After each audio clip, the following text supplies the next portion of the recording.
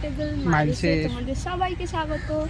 তো আজকে আমাদের ভিডিওটা একটু অন্যরকম হতে চলেছে। কেন অন্যরকম কেন বলছি, কারণ আজকে নর্মাল যেরকম আমরা ঘুরতে বেড়াতে যাই সেরকম ঠিক ঘুরতে বেড়াতে না, তো ঘুরতে বেড়াতো, বাট আমরা পূজার প্রস্তুতি দেখতে এসেছি কুমোরটুলিতে। মা আসছেন, তাই প্রস্তুতি পর্ব কত দূর হলো তো সেটাই আজকে আমরা দেখতে এসেছি। তো চেষ্টা করব যতটা কম কথা বলে বা কিছু না বলে যতটা দেখানো যায় বেশি চারিদিকটা কেমন কাজ চলছে না চলছে।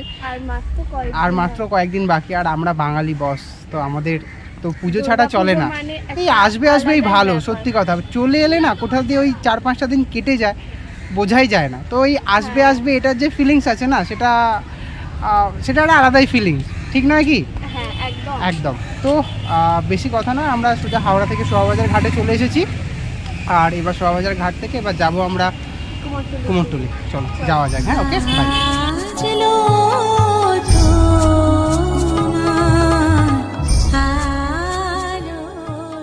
এবার চললাম আমরা কুমোরটুলির উদ্দেশ্যে। প্রথমে আমরা হাওড়ার লঞ্চঘাট থেকে শোভাবাজার লঞ্চঘাট অবধি লঞ্চে করে এসেছিলাম। লঞ্চে করে আসার সময় পরিবেশটা বেশ মনোরম ছিল, চারদিকের দৃশ্যটা, বিশেষ করে লঞ্চে করে যাওয়ার সময় হাওড়ার ব্রিজটা ভীষণই সুন্দর দেখতে লাগে, প্লাস চারপাশের পরিবেশটাও ছিল অসাধারণ।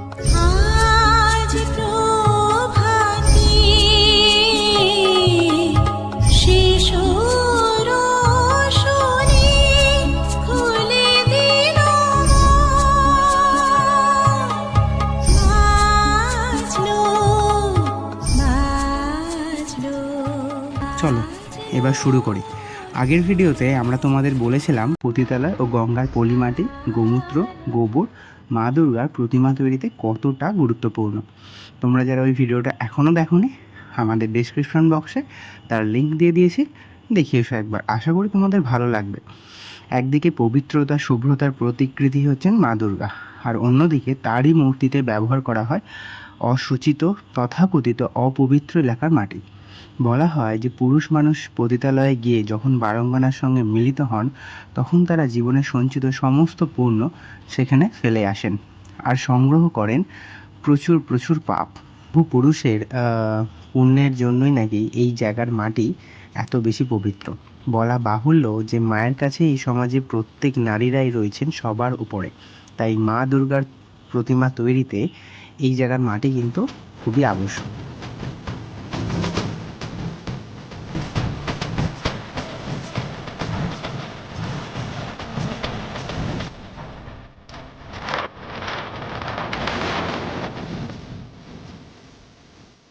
তো ঘুরতে ঘুরতে আমরা এখন এসেছিলাম কুমোরটুলি পার্কে।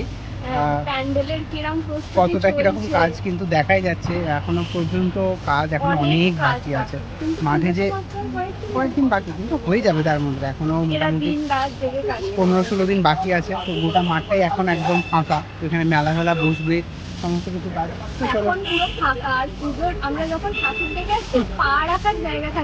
সেটাই হচ্ছে কথা। ঠিক আছে, আকাশে খুব মেঘলা করে আসছে, যাওয়া যাবে যেখানে। হ্যাঁ, কিন্তু আমাদের কথা কি আসে যায়, তাই না? ঠিক আছে, চলো যাওয়া যাবে। ওকে,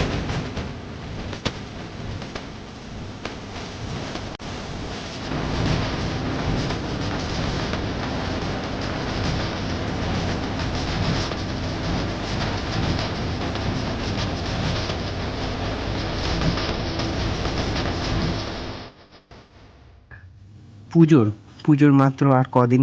শিল্পীদের ব্যস্ততা এখন তুঙ্গে। নাওয়া খাওয়া ঘুম উপেক্ষা করে তারা এখন ব্যস্ত মায়ের মূর্তি তৈরিতে।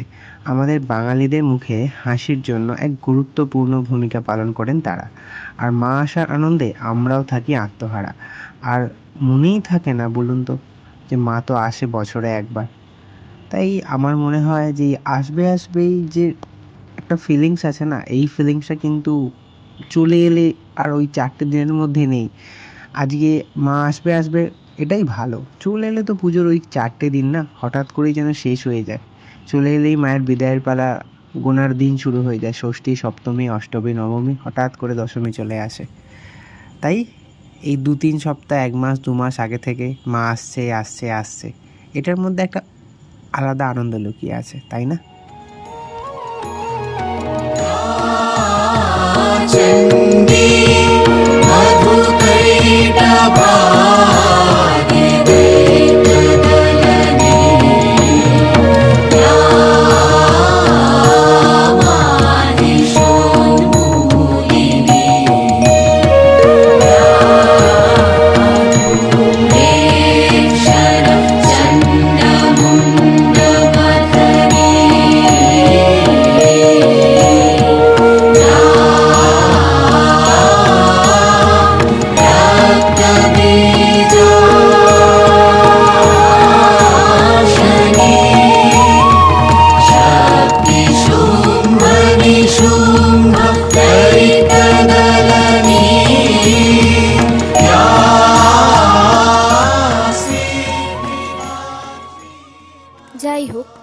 থেকে ওয়েদারটা বেশ মনোরমই ছিল, কিন্তু এই শেষের দিকে বৃষ্টিটা এসে সমস্ত রাস্তাটাই ভিজিয়ে দিল।